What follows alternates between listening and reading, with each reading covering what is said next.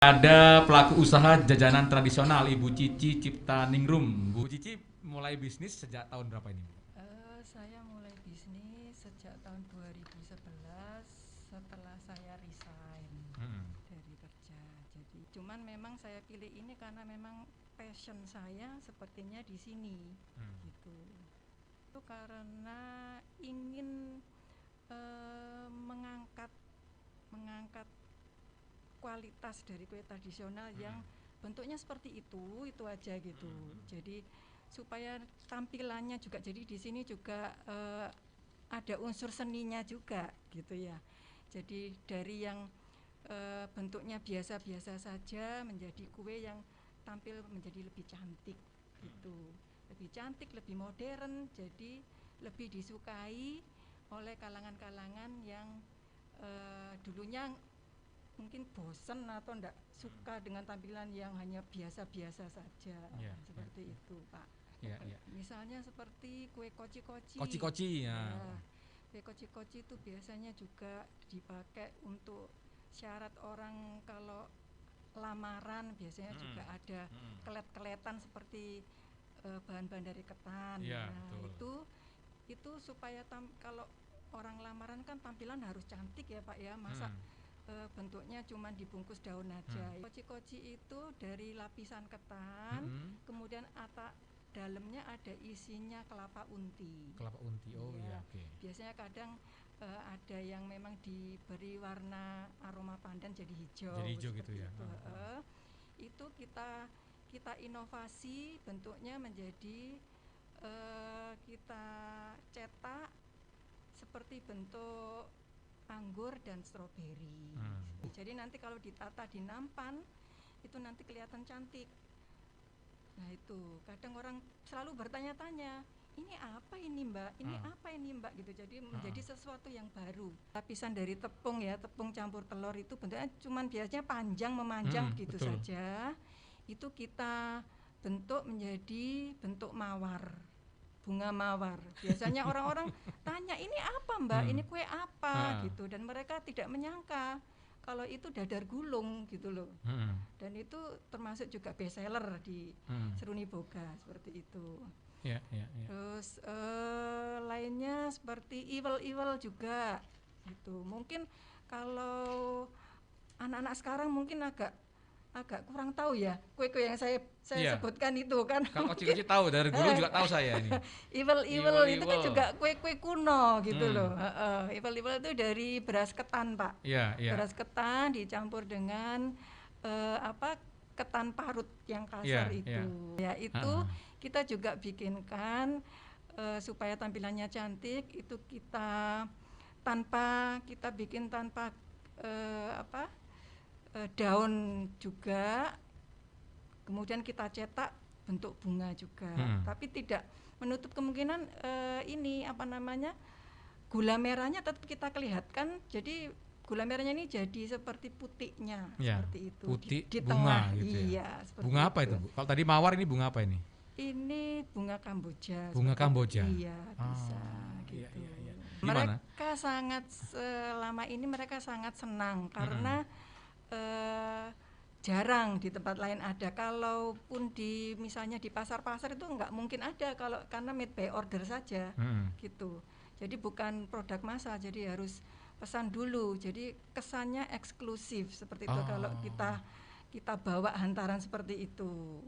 Nah, dan mereka memang alhamdulillah selalu repeat order. Repeat order ya, itu yang penting ya. Dan kadang memang ini gepok tular, Pak. Jadi pas hantarannya, lamanannya Bu A, kemudian tetangganya, keluarganya, saudara-saudaranya pada lihat, akhirnya juga yang lainnya minta seperti itu juga gitu. Jadi bakul kue seperti saya itu repeat order itu suatu prestasi ya. Nah, prestasi yang berarti tidak memang hanya enak teori. Berarti orangnya benar-benar seneng ini gitu ya, Bu ya. Iya, seperti itu. Jadi kuncinya di sana. Capek-capek hilang, Pak, kalau gitu ya. Iya. Ya pantes capek-capeknya hilang, karena kalau repeat order nambah duitnya juga soalnya. Nah, itu juga ujung-ujungnya ada lombok, ada Itu blimbing. macam-macam kayak rujak gitu ya. Iya, ini lombok. Ya.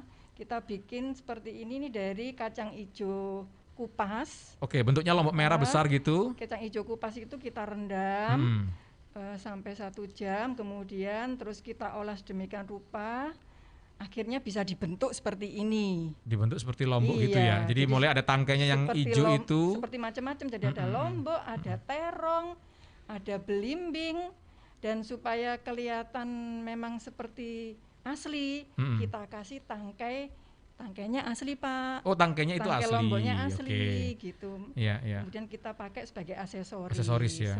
Dan ini banyak yang nggak menyangka, dipikir memang lombok sungguhan, gitu. Nggak berani ngincip-ngincip, padahal kalau dimakan itu kacang hijau. Iya, seperti itu. Ini di Thailand cukup terkenal, makanya kita juga kenalkan di daerah kita. Ternyata animonya cukup baik, gitu, seperti itu. Karena memang juga selain cantik, juga daya tahannya juga lumayan lama, karena dia tidak akan berlendir, seperti itu. Jadi untuk customer yang memilih ingin sesuatu hantaran yang unik tapi terkendala dibawa keluar kota, jadi itu kan jangkanya mungkin pendek ya, kan basi gitu khawatirnya kan, jadi oleh-oleh gitu ya. Kalau untuk bawa kue ini itu bisa tahan lama, asal memang harus masuk di suhu yang dingin,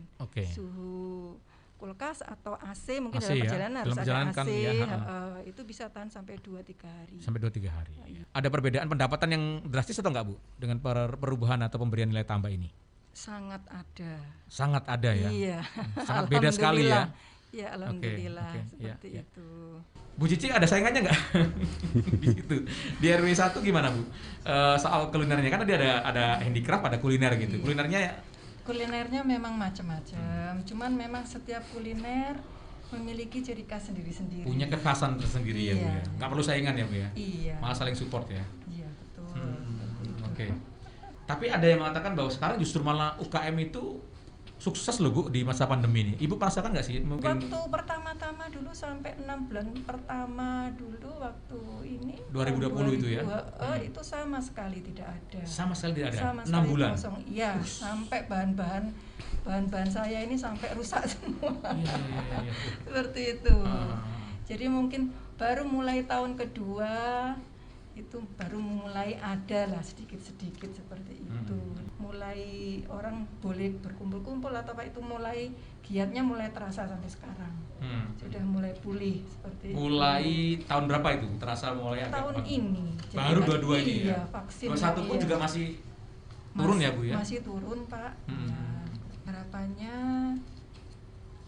ya usaha saya bisa lebih berkembang, ya kan?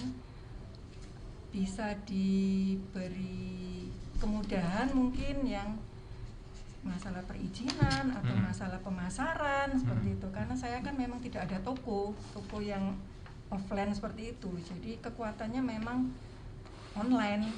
Oh, ini online semua? Online semua. Jadi memang kekuatannya di mana? Foto seperti itu kan. Iya. Jadi dari medsos. Oh, medsos, bukan melalui aplikasi online makanan itu ya, bukan ya?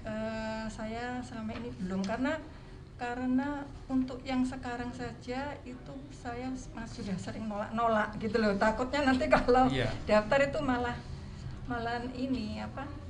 Malah banyak over gitu ya. Iya, seperti itu. Di IG atau FB, Bu? Saya ada blog, sudah ada, mulai 2011, seruniboga.wordpress.com. Kemudian kalau untuk IG saya juga ada mulai tahun 2017, Seruniboga IG-nya. Itu pengaruh ya, Bu ya, dengan online begitu? Sangat berpengaruh, karena biasanya dari awal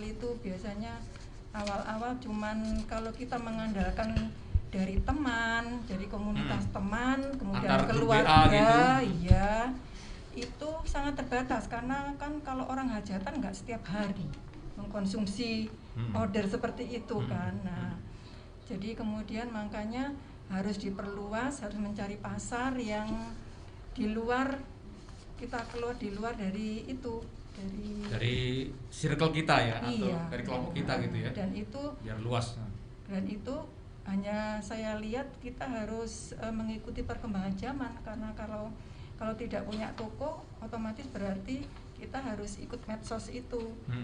Selain irit ya kan, biayanya kan nggak perlu sewa toko dan sebagainya. Betul. Ya kan. Iya. Nah itu juga jangkauannya lebih luas gitu. Kalau toko mungkin cuma di lokal di daerah kota itu saja, tapi kalau itu bisa sampai luar kota, sampai seperti itu. Ada order dari luar Surabaya banyak? Biasanya dari luar kota, acaranya ada di Surabaya. Nah itu, jadi pesan kuenya daripada bawa dari luar kota kan mungkin riskan ya. Iya, pesannya di sini aja. Pesannya di gitu. Sering sekali dari Jakarta, dari Bandung, dari itu. Nah, itu dapatnya ya alhamdulillah di Google gitu ternyata nangkepnya gambar saya gitu. Keren.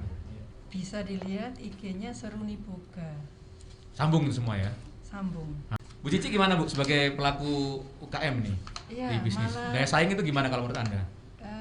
Daya saing memang pertama kita harus satu unik dulu. Unik ya yang pertama itu. Unik ya? Dulu.